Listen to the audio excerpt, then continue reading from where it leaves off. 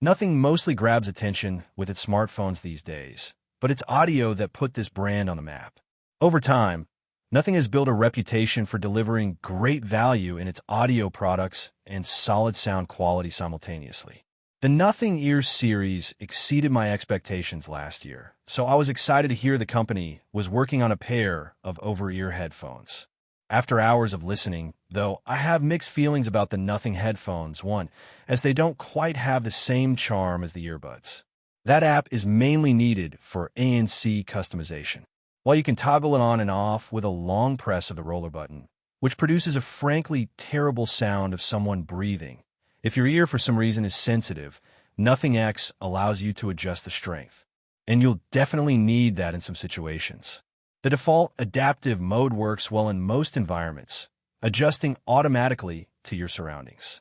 But in some cases, you need to manually max it out. I noticed this on a flight, as adaptive never felt strong enough. Is just enough for a flight, but it's not as powerful as some other headphones I've tried. It's more than sufficient, but I was hoping for a bit more. Nothing says ANC can block up to 42 dB. The hardware itself is very well built despite not using the most premium materials.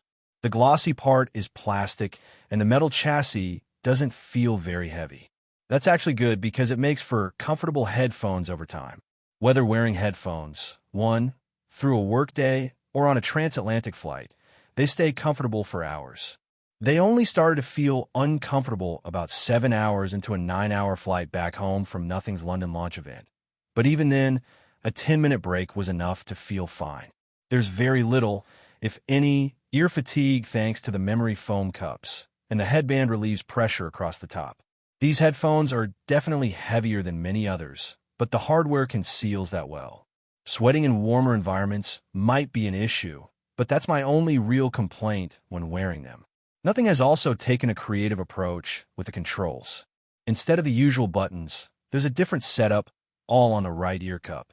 There's a power switch next to the USB-C and 3.5mm jack at the bottom, with a paddle switch and a roller on the back. The paddle switch and roller are mainly for track changes and volume adjustments, with pressing the roller pausing or playing.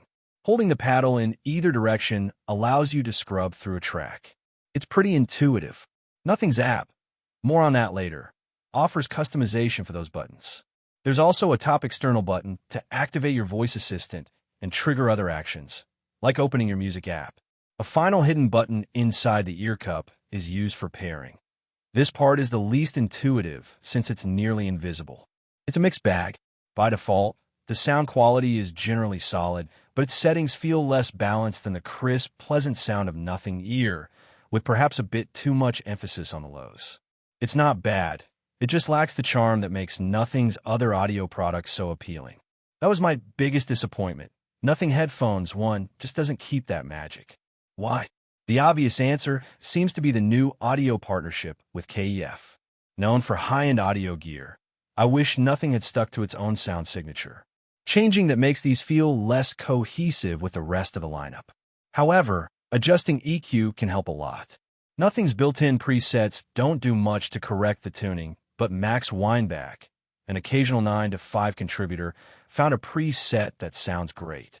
Plus, you can easily share custom EQ settings using a QR code. After trying these new settings, I've grown more fond of Headphones 1. Another highlight is the battery life. Nothing promises 35 hours with ANC on, which seems realistic. My previous 9-hour flight didn't even drain the fully charged battery. Even more impressive is the 80-hour life without ANC, far above industry standards. Fast charging is quick, too. I initially charged them once, and they recharged in about 15 minutes before leaving. Remember, this is just the first generation. If Nothing's history shows anything, it's that the company learns a lot over time. I look forward to seeing what Nothing Headphones 2 will be like. For now, though, Nothing Headphones 1 is a promising first step. Thank you for watching this video. Make sure to like and subscribe.